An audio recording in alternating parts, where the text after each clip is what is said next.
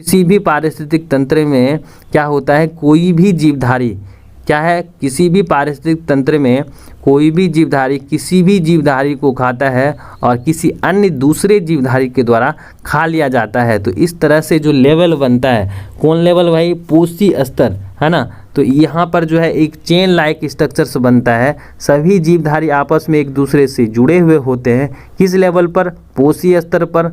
तो इस लेवल को ही हम लोग क्या कहते हैं, इस लेवल से जो है ना एक चेन बनता है, उसे हम लोग आहार श्रृंखला या फूड चेन कहते हैं। ठीक,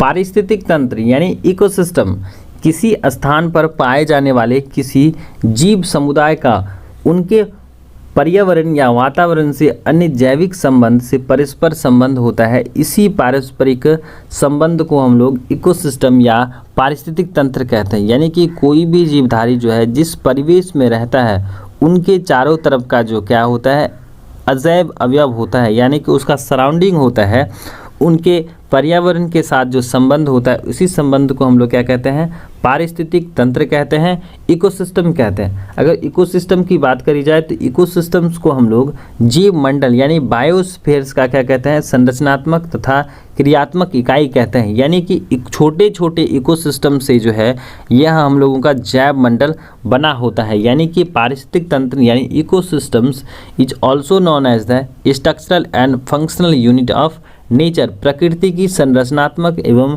क्रियात्मक इकाई को हम लोग क्या कहते हैं, हम लोग इकोसिस्टम कहते हैं। पारिस्थितिक तंत्र का जो है सर्वप्रथम प्रयोग जो है एजी टॉन्सेले नाम के वैज्ञानिक ने 1935 ईस्वी में किया था। ये हम लोगों को याद रखना है। ठीक है, पारिस्थितिक तंत्र जो है कितने तरह के, 2 तरह के होते हैं। कि पारिस्थितिक तंत्र का जो है निर्माण कैसे होता है, क्या हम लोग बनाते हैं या नेचर जो है उनको बनाता है। अगर नेचर के द्वारा होगा यानी प्रकृति प्रदत्त पारिस्थितिक तंत्र को हम लोग प्राकृतिक पारिस्थितिक तंत्र कहते हैं। यानी प्रकृति प्रदत्त यानी प्रकृति के द्वारा दिए गए पारिस्थितिक तंत्र को हम लोग प्राकृतिक पारिस्थितिक तंत्र कहते हैं। जैसे वन हो गए, मरुस्थल हो गए, तालाब हो गए, उसके बाद जो है आपका समुद्र है, महासागर है, ये सारा का सारा जो है नेचुरल इकोसिस्टम के अंतर्गत आता है। ठीक है, तो नेचुरल इकोसिस्टम के अंतर्गत क्या, वन, मरुस्थल, समुद्र और महासागर, ये सारा का सारा क्या है, आपका नेचुरल इकोसिस्टम है। अगर बात करें हम लोग कृत्रिम इकोसिस्टम की, जैसे कि बागीचा हो गए, फसल हो गए, पार्क हो गए, ये सारे के सारे क्या हैं, कृत्रिम यानी आर्टिफिशियल इकोसिस्टम यानी कि man made ecosystem is also known as the artificial ecosystem. पारिस्थितिक तंत्र के जो है ना घटक, कंपोनेंट्स ऑफ एन इकोसिस्टम, 2 घटक हैं, जिसमें पहला घटक है बायोटिक फैक्टर्स हैं या बायोटिक कंपोनेंट्स हैं, जिसमें उत्पादक, उपभोक्ता और अपघटनकर्ता को रखा गया है। उत्पादक के अंतर्गत जो है हम लोग क्या करते हैं, इसमें वैसे जीव को रखते हैं जो साधारण रूप से या सामान्य रूप से अकार्बनिक पदार्थों को सूर्य के प्रकाश की ऊर्जा से प्रकाश संश्लेषण क्रिया द्वारा जो है जटिल पदार्थों का निर्माण करते हैं, और ये प्राथमिक या मूल उत्पादक कहलाते हैं, जिसे हम लोग क्या कहते हैं, प्रोड्यूसर्स कहते हैं। क्या कहते हैं, प्रोड्यूसर यानी उत्पादक कहते हैं। क्योंकि पारिस्थितिक तंत्र में पाए जाने वाले सभी जीव इन्हीं से अपना भोजन प्राप्त करते हैं। क्यों करते हैं, क्योंकि यह क्या करता है, storage of food by the process of photosynthesis करते हैं, प्रकाश संश्लेषण की प्रक्रिया करते हैं, और उसके दौरान जो है यह अपना भोजन स्वयं बनाते हैं। इस क्रिया में जो है बने ऑक्सीजन निकलकर जो है पर्यावरण में या वायुमंडल में चली जाती हैं तथा सभी जीवधारियों के श्वसन के काम आती है। यानी कि जो आपके प्रकाश संश्लेषण की प्रक्रिया है, बाय प्रोडक्ट्स के रूप में ऑक्सीजन देते हैं, जिसका इस्तेमाल हम लोग श्वसन कार्यों में करते हैं। बात करें हम लोग उपभोक्ता के, कंज्यूमर्स की, तो इसमें वैसे जीवों को रखा गया है जो हरे पौधों या उनके एकत्रित भोज्य पदार्थों का उपयोग करते हैं, चाहे वो रूट हो, स्टेम हो, लीफ हो, या किसी भी प्रोडक्ट्स का इस्तेमाल करते हैं। तो यानी कि वैसे जीव जो अपने से खाना नहीं बना पाएंगे तो उसको हम लोग क्या कहते हैं, उपभोक्ता कहते हैं। ठीक है, जिसमें कि आपका प्राइमरी कंज्यूमर्स हैं यानी प्राथमिक उपभोक्ता हैं, द्वितीयक उपभोक्ता हैं और तृतीयक उपभोक्ता हैं। ठीक है, तो यहाँ पर प्राइमरी, सेकेंडरी और टर्सरी यानी कि प्राथमिक उपभोक्ता, द्वितीयक उपभोक्ता और तृतीयक उपभोक्ता जो है किसके अंतर्गत, कंज्यूमर्स के अंतर्गत हम लोग रखते हैं। तो प्राथमिक उपभोक्ता को जो है हम लोग किस तरह से कि उसमें वैसे जीवों को शामिल किया गया है जो वनस्पतियां और उनके अन्य भाग को खाते हैं, जैसे कि भेड़ है, बकरियां हैं, घोड़े हैं, टिड्डे हैं, ये सभी के सभी जो है क्या होते हैं, शाकाहारी जीवधारी होते हैं। यानी कि प्राइमरी कंज्यूमर्स क्या होता है, शाकाहारी होता है।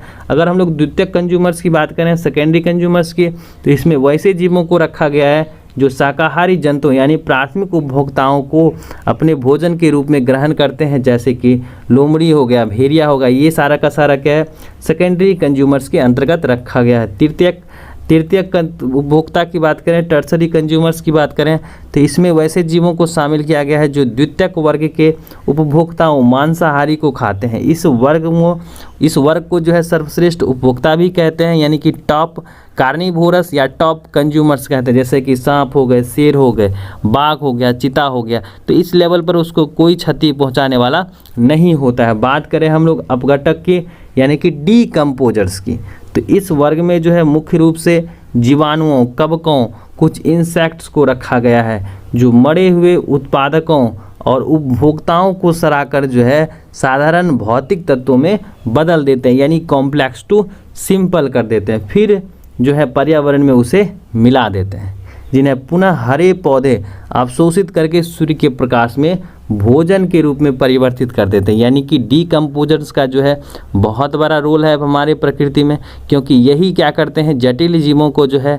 सरल जीवों में परिवर्तित करते हैं। इन पौधे को प्राकृतिक उपभोक्ता खाते हैं। इस प्रकार प्रत्येक पारिस्थितिक तंत्र में यह चक्र क्या होता है, चलता रहता है। तो हम लोगों ने क्या क्या देखा कि जैव अवयव को हम लोग कितने हिस्सों में, 3 हिस्सों में कैटेगराइज किए, किसके आधार पर, भोजन के आधार पर कि कौन बनाता है कौन नहीं बनाता है। ठीक है, पहला है हम लोगों का क्या, उत्पादक है, उपभोक्ता है और अपघटनकर्ता है या अपघटक है। ठीक है, उत्पादक जिसमें हरे पौधे को हम लोग रखे, उसके बाद उपभोक्ता के अंतर्गत जो हम लोग जो अपना से जो है क्या करता है, खाना नहीं बनाता है, किसी दूसरे पर आश्रित होते हैं, उसको फिर हम लोगों ने जो है 3 हिस्से में कैटेगराइज किया, 3 लेवल में, प्राथमिक उपभोक्ता, द्वितीयक उपभोक्ता और तृतीयक उपभोक्ता। और अपघटनकर्ता यानी अपघटक जो क्या करते हैं, उपभोक्ता और उत्पादक के जो है ना शरीर को क्या कर देते हैं, सिंपलेस्ट फॉर्म में तब्दील कर देते हैं, यानी नेचर में मिला देते हैं।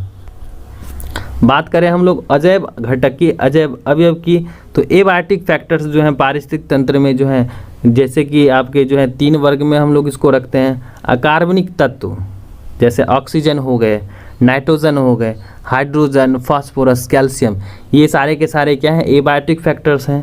अगर कार्बनिक तत्व की बात करी जाए तो प्रोटीन है, वसा है, कार्बोहाइड्रेट्स है इत्यादि, ये सब के सब क्या हैं, कार्बनिक तत्व हैं। और जलवायु जैसे प्रकाश हो गए, तापक्रम हो गए, जल हो गए, आर्द्रता हो गया, ये सारा का सारा आपका क्या है, एबायोटिक फैक्टर्स हैं, जो क्या करता है, बायोटिक कंपोनेंट्स को क्या करता है, सर्वाइव करने में मदद करता है।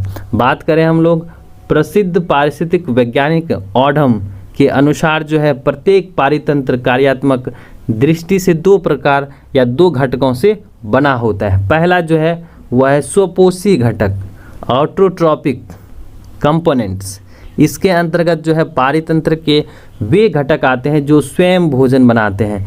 इसके अंतर्गत हम लोग क्या करते हैं, सभी हरे पौधे को रखते हैं। दूसरा है कि परपोषी घटक, हेट्रोट्रॉपिक कंपोनेंट्स, यानी इसके अंतर्गत पारितंत्र में वैसे घटक को रखते हैं जो अपना भोजन स्वयं ना बनाकर प्रत्यक्ष या अप्रत्यक्ष रूप से पौधों पर ही आश्रित होते हैं। तो यहाँ पर ऑडम के अनुसार क्या किए हम लोग, पारितंत्र को जो है 2 हिस्सों में कैटेगराइज किए, ऑटोट्रॉपिक कंपोनेंट्स और हेट्रोट्रॉपिक्स। ऑटोट्रॉपिक्स जो है ना, या स्वपोषी घटक के अंतर्गत जो है हम लोग हरे पौधे को रखे, और परपोषी घटक के अंतर्गत जो है हम लोग किसको रखे, जो खाना नहीं बना पाते, यानी कि उसको हम लोग क्या कहते हैं, उपभोक्ता कहते हैं, उसको हम लोग यहाँ रखते हैं। ठीक है, अगर हम लोग आहार श्रृंखला की बात करें, आहार श्रृंखला क्या है, तो आहार श्रृंखला जो है किसी भी पारिस्थितिक तंत्र में जीवों की एक श्रृंखला होती है जिसमें भोजन के माध्यम से ऊर्जा का प्रवाह होता है। यानी कि ऊर्जा क्या होते हैं, एक शरीर से दूसरे शरीर में जाते हैं, तो यही कहलाता है आहार श्रृंखला। अगर हम लोग देखें तो होता क्या है, किसी भी पारिस्थितिक तंत्र में हम लोग क्या देखते हैं कि बड़े जीव जो है अपने से छोटे जीवों को खाते हैं। तो हम लोग इसको इस तरह से कर सकते हैं कि कोई किसी भी पारिस्थितिक तंत्र में क्या होता है, कोई भी जीवधारी क्या है, किसी भी पारिस्थितिक तंत्र में कोई भी जीवधारी किसी भी जीवधारी को खाता है और किसी अन्य दूसरे जीवधारी के द्वारा खा लिया जाता है। तो इस तरह से जो लेवल बनता है, कौन लेवल भाई, पोषी स्तर, है ना। तो यहाँ पर जो है एक चेन लाइक स्ट्रक्चर्स बनता है, सभी जीवधारी आपस में एक दूसरे से जुड़े हुए होते हैं। किस लेवल पर, पोषी स्तर पर। तो इस लेवल को ही हम लोग क्या कहते हैं, इस लेवल से जो है ना एक चेन बनता है, उसे हम लोग आहार श्रृंखला या फूड चेन कहते हैं, ठीक है। एक वन पारिस्थितिक तंत्र में घास का भक्षण हिरण करते हैं, जिन्हें पुनः घास या बाघ या शेर खाते हैं। यहाँ हिरण प्राथमिक उपभोक्ता एवं बाघ या शेर क्या है, सर्वोच्च उपभोक्ता है, यानी कि टॉप कंज्यूमर्स। अगर हम लोग घास के मैदान का पारिस्थितिक तंत्र की बात करें तो जो है आपके जो है ग्रीन प्लांट्स जो हैं, छोटे छोटे पौधे क्या करते हैं, प्रकाश संश्लेषण द्वारा भोजन जमा करते हैं, इकट्ठा करते हैं। बाकी आपके टिड्डा जो ग्रास हॉपर हैं वो उनका भक्षण करते हैं। बाकी आपके जो है फ्रॉग्स जो हैं, एम्फीबियंस जो हैं, वह क्या करते हैं, उस टिड्डा को खाते हैं। बाकी आपके जो है स्नैक हैं वह क्या करता है, उस फ्रॉग्स को खाता है। और जो आपके बर्ड्स हैं वह स्नैक का जो है यानी सर्प को क्या करते हैं, खाते हैं भोजन के रूप में। तो इस तरह से हम लोग क्या देखते हैं, किसी भी पारिस्थितिक तंत्र में क्या होता है कि कोई भी जीवधारी किसी जीवधारी को खाता है और किसी अन्य दूसरे जीवधारी के द्वारा खा लिया जाता है। तो इस तरह से बनता है एक चेन लाइक स्ट्रक्चर, जिसे हम लोग आहार श्रृंखला कहते हैं। और बाकी जब होता क्या है कि यही जब फूड अवेलेबिलिटी कम हो जाती है, जैसे क्या होता है फूड सोर्सेज जो होता है ना वह अब्सेंट हो जाता है या नहीं मिल पाता है, तो इस वजह से क्या होता है, यही आहार श्रृंखला एक दूसरे से क्या करती हैं, जिगजैग संरचना बनाती हैं, जिसे हम लोग क्या कहते हैं, आहार जाल कहते हैं। क्या कहते हैं, आहार जाल यानी फूड वेव कहते हैं। अगर हम लोग इकोलॉजिकल पिरामिड जॉन अल्टन साहब का देखें तो खाद्य श्रृंखला में जो है क्रमिक उच्च पोषण स्तरों में प्रजातियों की संख्या, सकल बायोमास और ऊर्जा की सुलभता और पर्याप्तता में इस प्रकार से ह्रास होता है कि उसका आकार पिरामिड जैसा हो जाता है। इसे ही हम लोग क्या कहते हैं, इकोलॉजिकल पिरामिड कहते हैं। ऐसे समझें कि इकोलॉजिकल पिरामिड यानी पारिस्थितिक पिरामिड जो है एक प्रकार का क्या है, ग्राफिकल रिप्रेजेंटेशन है। क्या है, ग्राफिकल रिप्रेजेंटेशंस है, जिसमें हम लोग उत्पादक को, उपभोक्ता को और अपघटनकर्ता को इस प्रकार से हम लोग अरेंज करते हैं, दर्शाते हैं, जिसमें क्या होता है, ट्रायंगुलर शेप बनता है। इसी को हम लोग क्या कहते हैं, इकोलॉजिकल पिरामिड या पारिस्थितिकीय पिरामिड कहते हैं। एक पारिस्थितिक तंत्र में जो है उत्पादक स्तर पर हरे पौधे सौर ऊर्जा को खाद्य ऊर्जा में बदलते हैं। इसे हम लोग प्रथम स्तर के अंतर्गत रखा जाता है, यानी कि किसी भी पारिस्थितिक तंत्र के इकोलॉजिकल पिरामिड्स में हम लोग उत्पादक को हम लोग कहाँ रखते हैं, बेस पर रखते हैं। इकोलॉजिकल पिरामिड्स जो हैं वह सीधा भी हो सकता है, उल्टा भी हो सकता है, ठीक है। दूसरा पोषी स्तर जो है उन शाकाहारियों का होता है जो इन पौधे पर जो है अपना भोजन प्राप्त करते हैं। तीसरे पोषी स्तर की बात करें तो इन शाकाहारियों को खाने वाले जो है ना मांसाहारी को क्या करता है, रखा जाता है। अगर हम लोग प्रकार की बात करें तो इकोलॉजिकल पिरामिड जो होता है वह 3 प्रकार के होते हैं।